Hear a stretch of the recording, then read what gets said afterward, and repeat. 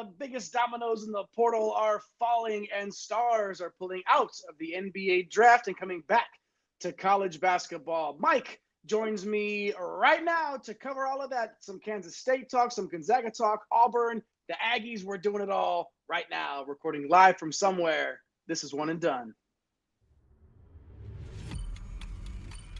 Get out the insurance cards, get out the co-pays. The office is open, my friends. Brought to you by drroto.com. Once again, for everybody to come aboard that One and Done train. Welcome to One and Done. Bienvenidos a todos a One and Done, your fast break of college basketball información. We are powered by the galaxy's greatest website, drroto.com. I'm your sometimes humble host. My name is Jay Heinrich. And if you didn't know, you're about to know, I'm the conductor of the aforementioned One and Done train. Follow me on X at Dr. William Cannon. I'll follow you back. But do yourself a favor and follow this man as well. He's MC Holland 34 over on X, the captain of the One and Done ship. He does the ship out of the train. The OG Money Mike, my man, Mr. Mike Holland. Mike, what it do? What it do, my man? Hey, look, we got this news we've been waiting on for seemingly the last couple of weeks, and it just started piling in over the last couple of days with the NBA draft withdrawal deadline today. So, yeah, man, excited to talk about it. We got a bunch of commitments too, and we're gonna talk transfer portal and more international. Since the last show that we did, we had a we had a lot of people hopping in the live chat, giving us their thoughts about the international prospects that are coming on over to these programs, man. So, yeah, I'm excited to jump into it all. Why not a little bit of the international flavor? Why not? And why not hop in the live chat for a little bit of that flavor as well? Join tonight, leading us off, our guy Forklift Jeremy in the chat. Thunder up. Okay. Feeling good about that for sure. Our guy Jeremy in the live chat, shout out to you, dropping the fire emojis and the old salute. We appreciate it. Snake's Eyes Owl, if you bring in Auburn, you know Snake's Eyes is hopping in the live chat. So good to see Snake's Eyes in there as well. Darren, oh, wait, hold on, sorry. Eric the Blue, behind the scenes tonight, joining the live chat. Libra Gang, we out ya, all right? And then, of course, Darren, we got no food, we got no jobs, our pets' heads are falling off. Yeah, it's that kind of time of the year here. How did UNT do? Darren, how are they doing? Let us know in the live chat. Go Mean Green for sure. Join Darren and Eric, Snake's Eyes, and Forklift Jeremy all in the live chat. And all you got to do is push that subscribe button and hop right in with them. We'd love to hear from you about your team for sure. Currently sitting at 1,533 subs at the time of recording. Way to go, everybody. Yeah. Doing your part in the One and Done universe. Excellent stuff. Push all those buttons. Let's hop into it, Mike. Let's get to a little news from around the landscape of college basketball, starting with Kansas State up there in the Little Apple in Manhattan, landing our number one transfer on the big board over at drroto.com. Former Memphis guard PJ Haggerty announced yesterday, so this is, what is today? Today is Wednesday, so announced Tuesday that he will head to the Little Apple. Mike, what a huge pickup for Coach Tang. We know Haggerty posted that stat line last year that had people salivating over him as soon as he entered the portal. 21.5 points, almost 6 boards, 3.5 dimes, nearly 2 steals per, and shot over the Heinrich line from 3 at 36%. Despite all of that, Mike, the buzz around the NBA draft process it wasn't really there. He was getting the word. It was more of a second round to maybe even an undrafted grade. So now what do? Oh, let's just go back to school and get 2.5 milli, it's a nice number, right? We say, oh, wow, you go back and you make 2.5 million. But the word is he was looking for 4. So again, Haggerty heading to the Little Apple in Manhattan and the Kansas State Wildcats. Mike, what are your thoughts on the move? Yeah, my thoughts are this is kind of similar to what Kansas State did late in the portal last year with Coleman Hawkins. Coach Tang definitely getting a bona fide All-American with Haggerty. And look, here's the deal, right? Like, I would rather have him on my roster, but the things that you have around him on the current roster seem a little weird as far as fit goes. And I don't know that that this Kansas State team can be anything higher as far as a ceiling than a middle of the pack team in the Big 12. And I think Cam's got it here, man. It's a weird looking roster on paper. So Cam, I don't even know, and appreciate you joining us, Cam, man. It feels like we haven't chatted in a while. So it's kind of one of those things where it's like, it reminds me of last year's ad with Coleman Hawkins, where it's like, you kind of wish you'd gotten these guys at the beginning of the portal process and then built around them. More specifically, Haggerty and his skill set than Coleman Hawkins. But there's no doubt he's going to make a massive difference. Look, Torvik right now has Kansas State. They had them 68th without him, and they moved up 23 spots with his addition. So, yeah, that's a major, major move. You typically see elite players around, the 20 to 30 spot move. So definitely elite players they're getting with them. It's weird though, because Jay, I feel like NC State made a lot of sense for him, or just kind of staying at Memphis would have been a better fit, especially because he had that success under Penny. But look, he's going to have to carry this KSU squad. When you look at this KSU squad, Nate Johnson, the Akron transfer, I think he's going to fit pretty well next to him. And to a lesser extent, Tyreek Smith, the former SMU product who's coming over from Memphis. But I don't know who else fits on this roster. It's kind of what Cam was talking about. You got Abdi Bashir, who we've talked about. There are a ton of question marks with him and his profile. We've been saying it all off season. We'll say it forever. These mid-major guys that are high usage, they just love to chuck a bunch of shots and don't play a lot of defense. Those are guys that don't have the easiest time transitioning over. So we'll see how that fit next to Haggerty, who needs the ball in his hands to be successful. How that works out, it might be best if Bashir comes off the bench. They got the big man, Kamari McGriff, who I kind of like. He's a UNCW transfer. But he's more of a paint-bound big. You kind of want to spread the floor to let Haggerty attack the basket, or at least give him somebody at the 4 and 5 that he can, when he's driving into the lane, have somebody to pop it out to. So with McGriff and Marcus Johnson, who's a high-usage, low-efficiency isolation big, I don't know. You kind of got a weird mess going on right there. So unless some of these guys completely reshape their games, which is, this isn't the NBA, Jay, where guys can reinvent themselves to be corner 3-point guys, like a Richard Jefferson late in his career. So I don't know. It feels like the ceiling for this Kansas State team with Haggerty is a little bit limited, but you'd rather have this guy and try and figure it out than not have him. So we'll see what Coach Tang can cook up. But yeah, Cam's spot on with this roster that is really weird on paper. Do you think he left money on the table leaving Memphis? Yeah, I think the word is that Memphis had a little bit more money to give him, and it doesn't make a lot of sense. The money is a little bit dried up, but when you find out that he's not going back to Memphis, maybe relationships were soured, right? You don't have to pay a premium price this late in the offseason. You just have to be a little bit more than the next guy. Mm-hmm. So yeah, I don't know, maybe something to look forward in the future with these guys, maybe jumping in as soon as the portal opens if they're going to test out the NBA draft process. Yeah, and we've seen it already a couple of different occasions where guys have cost themselves a little bit of cash. 2.5, not what you're looking for. It's still 2.5. That's a lot of money. But, again, I sort of threw that out there a while back that maybe that was a relationship thing. Maybe it just wasn't a good fit for whatever reason for Haggerty. But, yeah, a big get, obviously, for Coach Tang and Kansas State. Darren asking for a little bit of respect on the Big 12's name, not the Toy Poodle Conference, as some people have referred to other conferences, coaches on national television doing it, whatever. But no, the Big 12, obviously not the premier conference in the land last year, but still up there. The SEC just had such a great season. But the Big 12, that's some tough basketball on a night in and night out basis. And that conference just got a lot better with PJ Haggerty entering. So hit those like and subscribe buttons. Show us some love. Show PJ Haggerty some love. Show him some hate if you think he made a dumb move. I don't know. It's still got 2.5 million. Yeah.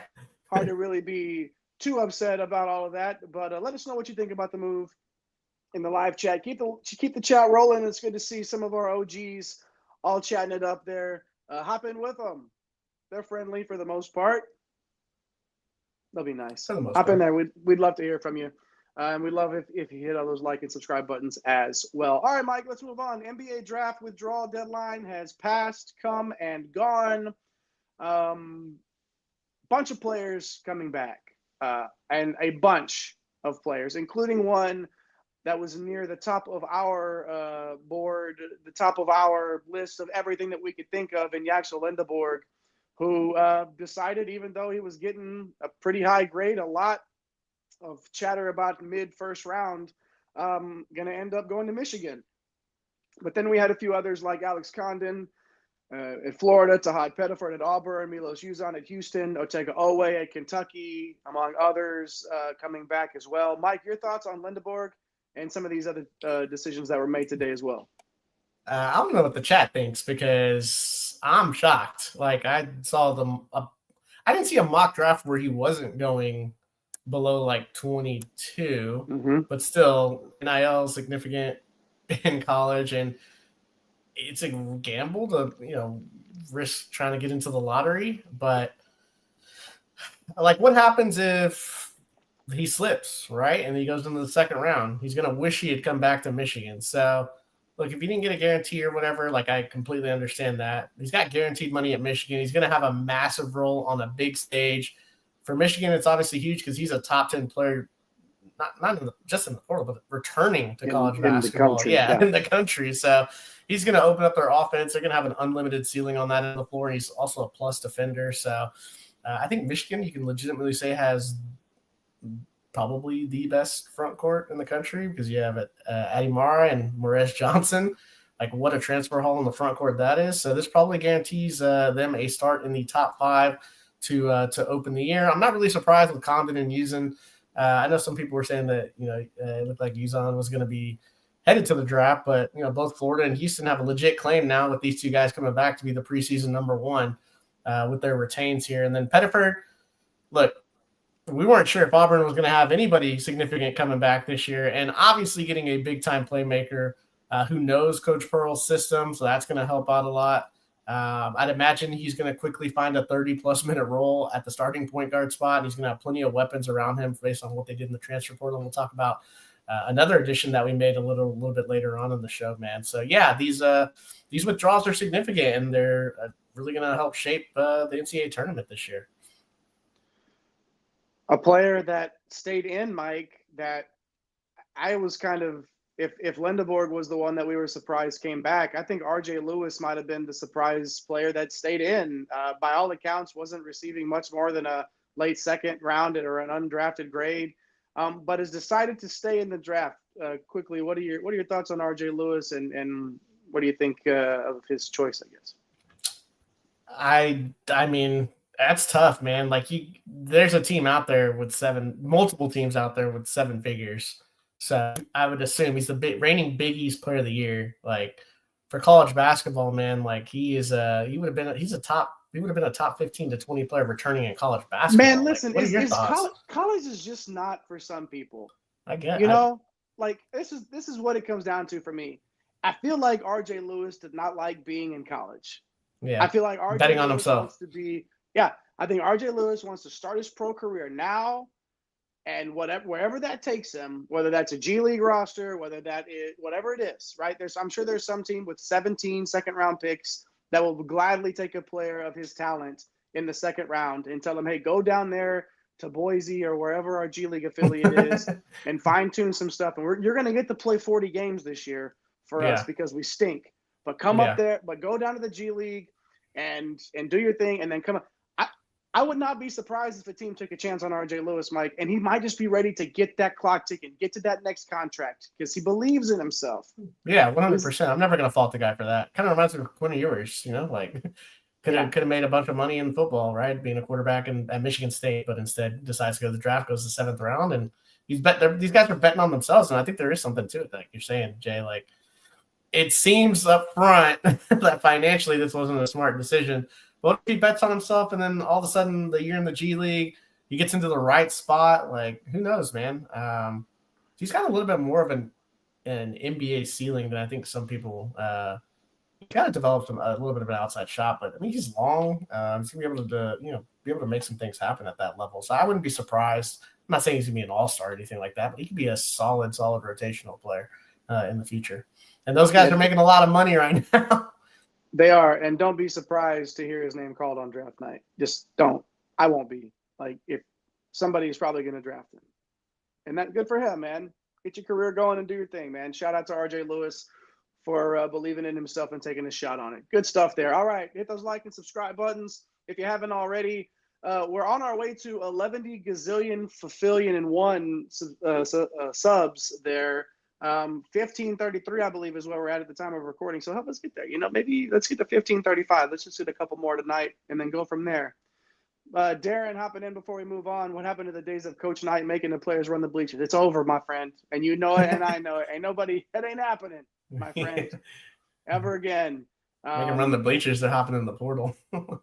I don't know if nobody wants that shit. Like, who fucking wants that shit in college? Who wants that in sports? Yeah, Cedar Park does have one, Darren, at the Spurs affiliate. We were talking about that in the pre-show as well. It was much more enjoyable when I got to go downtown in Austin when they were still the Toros. Oh, yeah, 100%. And they were playing in the convention center, man. Just downtown, 2nd Street right there, man. That was cush. Yeah, prime. Yeah, but now it's all the way up in Cedar Park. So anyways, good stuff there, Darren. Let's move on now to Gonzaga scoring a late win in the portal this afternoon. Tyon Grant Foster, Mike, former WAC Player of the Year, joining Mark Few's program. And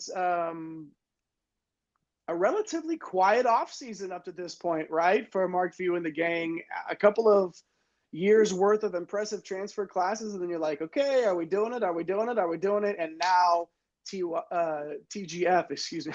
I was thinking like TGI, TY, whatever. Almost Friday. It's almost TGF. Tyon Grant Foster, obviously breaking that silence for the Zags right now. Had a good year, injuries, right? Just dealing with them constantly. Always feels like something's nagging him. But in 26 games played, he averaged just under 15 points, 6 boards, a block and a half, and a steal and a half per game.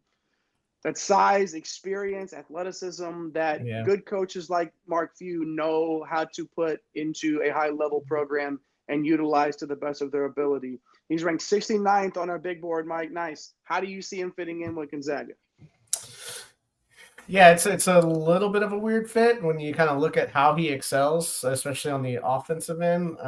He's more of like at least he's been an isolation guy in the mid-majors that gets downhill and is just too athletic for these mid-majors to handle. And he's pressuring the rim, getting open shots for his teammates. Got a little bit of cleat battle to his game in that sense, but not much of an outside shot, although I think he can shoot a little bit better than what he's shown.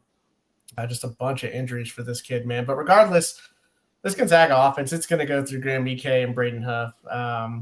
They're going to be dumping it down into the post a ton. And so he's not going to be asked to carry the load, which is what you like to see. He's going to be a fourth option, He's not going to have the ball in his hands in like this 30% usage rate. So we'll see what he can kind of do in a different role here. It might take him some time to kind of find his way offensively, but I think one area he's really going to help is going to be on the defensive end. He's a borderline elite wing defender. I think he's certainly an X factor when you talk about Gonzaga's ceiling for next year. Torvik right now, they're giving the Zags a slight bump with the addition of him. They had him at 27th overall. Now they're at 24th.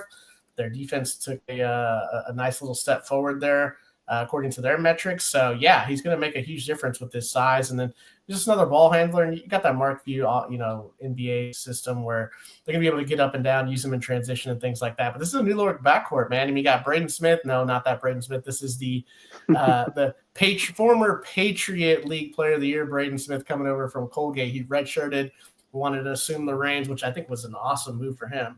Assume the reins after Nimhart headed out. You got Adam Miller, who's well-traveled, really good shooter there. You got Jalen Worley, who, the whole Virginia situation with Bennett leaving, he decided to jump in the portal, sit out a year. So I think Gonzaga, man, they're going to play through the post, but this backcourt is going to be pretty interesting. They got some really good defenders, and you got a playmaker in Smith, and then Miller can really shoot the ball, man. So we're not going to be surprised to see them obviously battling St. Mary's at the top of the WCC, and then clearly making some noise when they get to the NCAA tournament, man.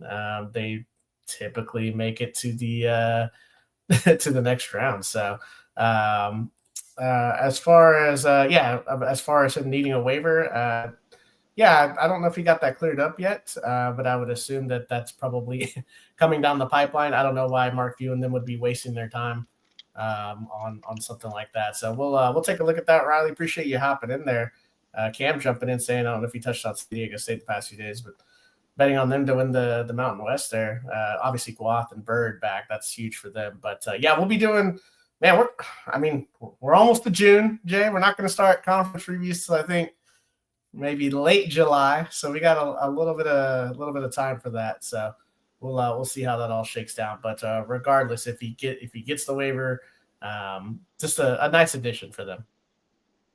No doubt about it. Thanks, Riley, for hopping in there. Good to see you in the live chat. Cam, thanks for shouting out San Diego State as well. All right, hop in there with Riley and Cam and Darren and Snake's Eyes and the whole gang here. A couple more teams, one more team. Wait, yeah, we got a couple more teams here. We've got who do we got? We got Texas A&M, the old fighting Texas Aggies, and Buckyball. Two key additions for them here with the news of Milos Uzan returning to Houston. The Aggies secured that big-time flip from Creighton guard Pop Isaacs, who was committed to Houston previously. So obviously with the news that Uzan's returning to the game, they're also able to nab USC forward Rashawn Agee, number 132 on our big board over at drroto.com last week. That's two big additions late in the offseason, Mike, that'll play a pivotal role for Coach McMillan. We were a bit worried about this roster a few weeks ago. How are you feeling now? I feel a lot better. I mean, I know I've got the burnt orange here, but we look at things realistically, and I think the Aggies on paper look a lot better than Texas does. I'll be on record as saying that, and it's really because of these two additions. So we talked about Buckyball, what was it, like a couple of weeks ago, I think, Jay, right? We were profiling the transfers that were coming in, and there was a lack of shooting on the roster for the system that he wants to play, which is run up and down, shoot a bunch of threes. We were wondering if he was going to need to change his style. We kind of mimicked like what happens when these mid-major coaches get to the P5 ranks and they start kind of changing up what they do, a la some Shaka Smart action, what we had down here in Austin. That's been quite a while since we've had him down here. But I think by adding these two guys, man, like this is huge because before these two, the only guy on the roster who had a legit amount of 3-point attempts that shot over 33% last year was Jakari Lane. So look, I know Rylan Griffin had a down year, so I expect him to be closer to 35%. That was more of an outlier. Well, Pop Isaacs, he attempted nearly 8 a game last year, and I was really condensed. He shot it really poorly the year before. He connected on 38%. And that was in that Creighton offense that's free-flowing. Obviously going to have not a completely similar situation, but an up and down, being able to kind of take the shots that he wants to take. So if he's close to that 35% mark, that's going to be awesome for this program. And then the G, man, he's a stretch big. I mean, he shot 39% from three for USC and kind of became their main big over the course of the season. So this is going to give the Aggies a lot more floor spacing and options. Hill can now move to a 6-man microwave rim pressuring role, which is better suited for him. So starters, I mean, it looks like Jakari Lane, Pop Isaacs, Rylan Griffin at the 3, and Baco announced that he's returning from the draft. So, he's got upside away from that mess at Indiana. Federico as a shot blocker and a rim runner. So I think they have some legit pieces here to make some noise in the SEC. No, I don't see them as a top 4 or 5 team, but in that middle of the pack certainly puts you into contention. As we saw, they got 1 million teams into the tournament last year. Being in the middle of the pack is completely fine. It's a 6-win Texas team got in. Man, I think Torvik has him right now at 35th overall, 29th best offense, 42nd in defense. The problem is, Jay, defensively, the perimeter defense might not be so great, which is where Federico is going to have to come in because Hill and Lane, they don't have much upside on the defensive end, man. Cam shouting out the DFS shows in the future where we talk about A&M and Kentucky just smashing a slate, and it does feel like that, right? Like the Olay defense versus the Olay defense, however you want to call it. We'll see if it happens. And I know you can't say Federico without saying his name twice. You could say everybody else's last name, but you're going to say Federico, and I don't blame you. The name's so nice with the game to match it for sure. It'll give Aggie Yell leaders a lot to cheer about this season. Well, we sure hope so. Oh gosh. Well, put on their milkman costumes and do their thing. That's great. Whatever works for you guys. If that's what you're into, I support you. I'm staying out of this one. Yeah, I figured you would. Hit those like and subscribe buttons if you're still hanging out with us. One more. Fetty 2 times. That's right. Fetty 2 times. Love that guy. And love a little bit of international flavor, Mike. Let's close the show out with an international commit. You talked earlier about Bruce Pearl not being done and not even being done on this show. Here we go. Sam the Sniper time. War Damn Eagle in the chat. What else? The Sniper's here. Filadjovic, who played professional in the Adriatic League, for those keeping score, announced his commitment to Bruce Pearl's program. 20 years old, 6'9" big, who averaged 12 points and 4 boards last year. And we know that Coach Pearl likes to play a lot of guys off the bench. Mike, going to have a little bit of catching up to do, though. He's going to miss some workout time with Auburn because of the international schedule, but he's still going to be playing basketball. It's not like he's going to be sitting around on his hands, not doing anything, right? So when he gets up to speed, Mike, sort of feels like one of those bench pieces that Pearl's going to be able to peel off and play and to have some meaningful run for him. What are your thoughts? Hey, man, if we go by the chat from the last show when we did the international players and, we took the NC State fans about, Paul and Bea, apparently he's going to be the next coming of they told us for the we heard about it. When I brought up the fact that like they don't really have anybody over 6'8", 6'7", 6'8" outside of Mbea and then Dang, who's like a stretch 4, 6'8".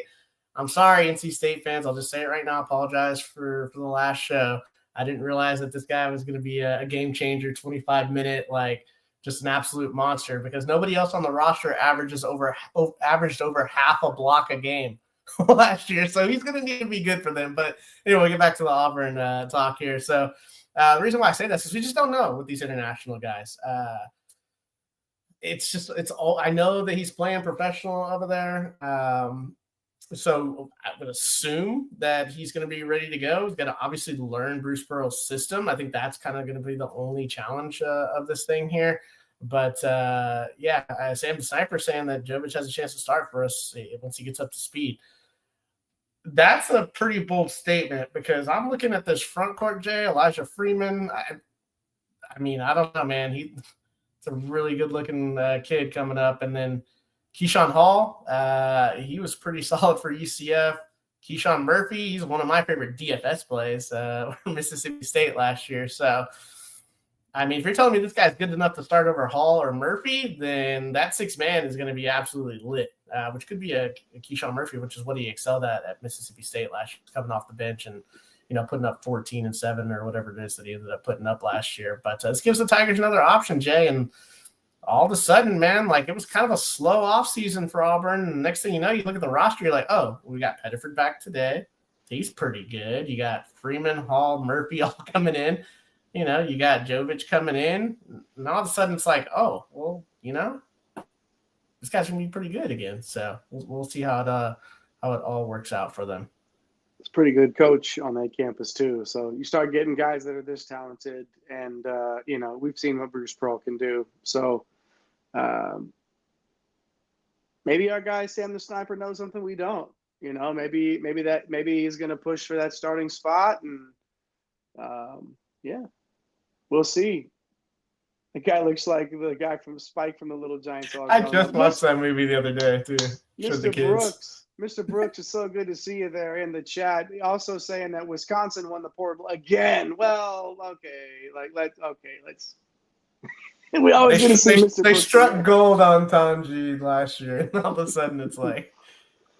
A couple more questions, Mike. Now, here's a very important question: is Auburn? Can he defend himself on a plane flight to Houston? These are the questions that we need to know for these Auburn guys. That's true. That's very You never. I mean, mid-flight sparring sessions. I'm pretty sure he's been playing in the Adriatic League. Like those guys are tough.